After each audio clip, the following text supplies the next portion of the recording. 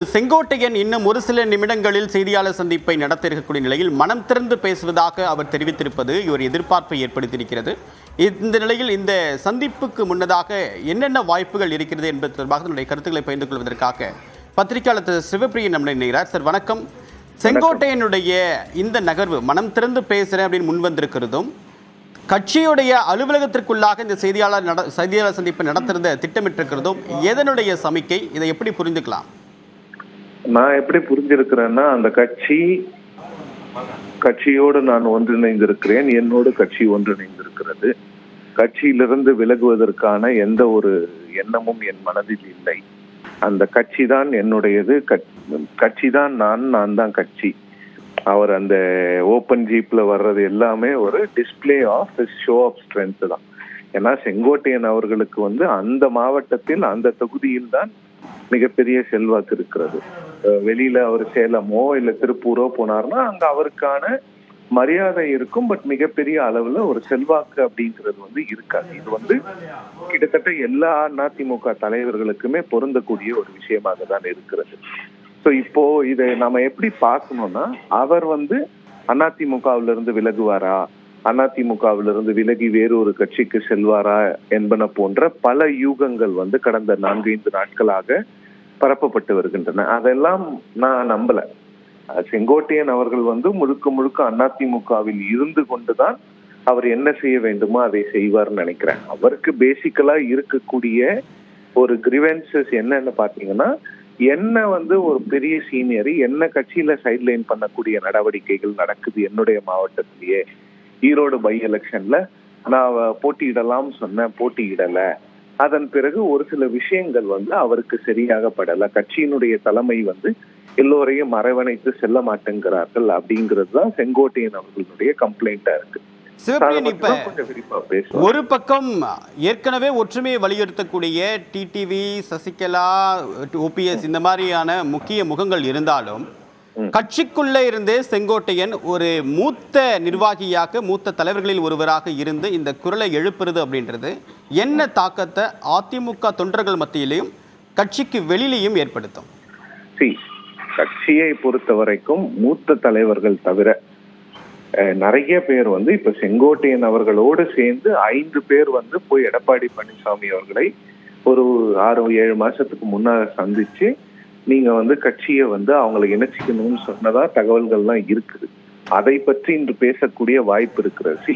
இப்ப செங்கோட்டையன் என்ன பண்ணுவார்னா, எனக்கு தெரிஞ்சு முதல் முறையா கட்சிக்குள்ள இருந்து ஒரு குரல் வரும், எல்லாரையும் இணைக்கணும் அப்படின்னு. அந்த குரலுக்கு எவ்வளவு மரியாதை, எவ்வளவு ஆதரவு வரப்போகிறது அப்படிங்கிறத நம்ம பொறுத்திருந்துதான் பார்க்கணும். ஏன்னா ஏற்கனவே இது போன்ற விஷயங்கள் அதிமுகவில் நடக்கவில்லை. குரல் கொடுத்தவர் திரு அன்வர் ராஜா சசிகலா அவர்களை சேர்த்துக்கொள்ள வேண்டும் என்று 21 குரல் கொடுத்தார். அப்ப இருந்த சிச்சுவேஷன் வேற.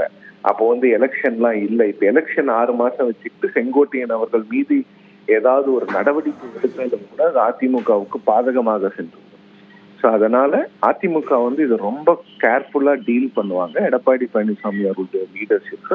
ஸோ செங்கோட்டையன் அந்த யூனிட்டியை பத்தி இன்னைக்கு பேசினார்னா அது ஒரு தாக்கத்தை ஏற்படுத்தும். பட் இம்மீடியட்டா எல்லா லீடர்ஸும் செங்கோட்டையன் சொன்னதெல்லாம் கரெக்ட்னு சொல்லுவாங்கங்கிறதுல அது கொஞ்சம் ஒரு விதை மாதிரி அவர் போடுவாரு.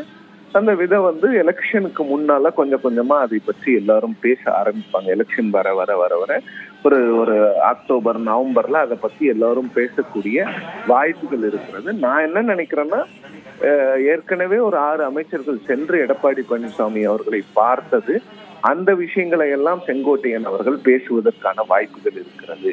இந்த அமைச்சர்கள் நாங்கெல்லாம் போனோம், நாங்கெல்லாம் பேசினோம், அவர்கள் பேரை சொல்லுவாரான்னு தெரியல.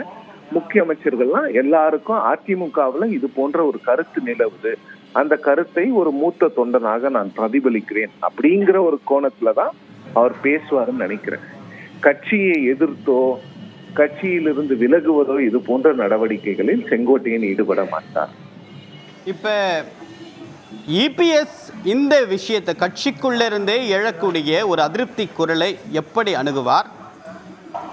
இல்ல, ரொம்ப கேர்ஃபுல்லா ஹேண்டில் பண்ணணும்னு நினைக்கிறேன். நீங்க ஓபிஎஸ் அவர்களை ஹேண்டில் பண்ண மாதிரி செங்கோட்டையன் அவர்களை ஹேண்டில் பண்ண முடியாது.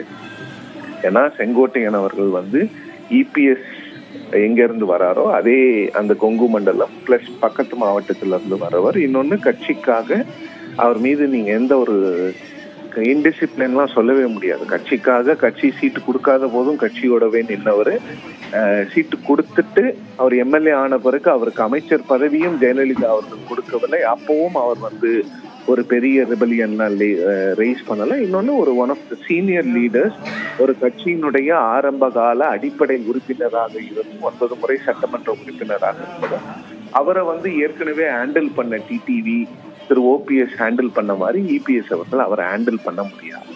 ஸோ எலெக்ஷனுக்கு ஒரு 6 மாசம் 7 மாசம் இருக்கும் பொழுது கொங்கு மண்டலத்திலிருந்தே உங்களுக்கு எதிராக ஒரு குரல் எழுந்தால் அது வந்து ரொம்ப கேர்ஃபுல்லா தான் அவர் ஹேண்டில் பண்ண வேண்டிய சிச்சுவேஷனா இருக்கும். இன்னொன்னு வந்து திரு செங்கோட்டையன் அவர்கள் ஒரு பர்சனல் அலிகேஷன்ஸா சொல்ற மாதிரி எனக்கு படல. அவர் வந்து கட்சியினோட நலனுக்காக பேச போகிறேன் அப்படின்னு தான் பேச போகிறார். ஸோ இதுக்கு சப்போர்ட் குரல்கள் வந்து இமீடியட்டா கட்சிக்கு வெளியில இருந்து வரும். டிடிவி அவர்கள் பேசுவாரு, சசிகலா அவர்கள் பேசுவதற்கான வாய்ப்பு இருக்கிறது, ஓபிஎஸ் அவர்கள் பேசுவாங்க, வேற ஒரு சிலர்கள் கூட கட்சி இந்த அதிமுக ஒருங்கிணை வேண்டும் என்று நினைப்பவர்கள் எல்லாம் பேசுவார்கள். அதிமுகவிலிருந்து செங்கோட்டையன் அவர்களுக்கான ஆதரவு குரல் வருவதற்கு கொஞ்சம் நேரம் ஆகும். ஸோ ஆனா செங்கோட்டையன் அவர்கள் மீது ஒரு எக்ஸ்ட்ரீம் ஸ்டெப்புக்கெல்லாம் ஏடிஎம்கே போறதுக்கான வாய்ப்புகளை நான் பார்க்கல. அப்படி போனாங்கன்னா அவங்க அது எதற்கு நீக்க முடிஞ்சிருச்சு, அது ஒன்றும் பிரச்சனையா இல்லை. பட் அதே அன்வர் ராஜாவை நீக்குவது போன்று ஓபிஎஸ் அவர்களுக்கு வந்து நீக்குவதற்கு வந்து இவங்க கிட்ட ஒரு பெரிய ஸ்ட்ராங் கிரவுண்ட் இருந்துச்சு. அவர் வந்து கட்சிக்கு எதிராக செயல்பட்டார். அந்த கட்சி பொதுக்குழுக்கு எதிராகவே கோர்ட்டுக்கு போனாரு. கட்சியினோட அலுவலகத்தை அவருடைய ஆதரவாளர்களை அடித்து நொறுக்கினார்கள். கட்சியினுடைய அலுவலகத்தை பூட்டு போட வைத்தார்கள்.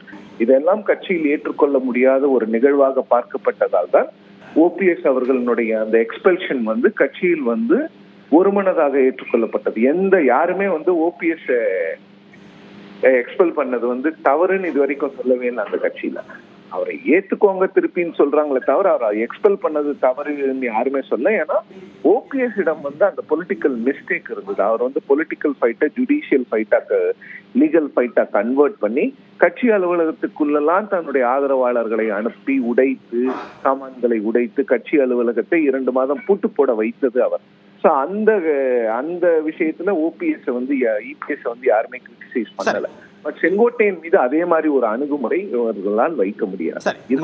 உங்களோட விரிவான கருத்துக்களுக்கு மிக்க நன்றி திரு சிவப்பிரியா.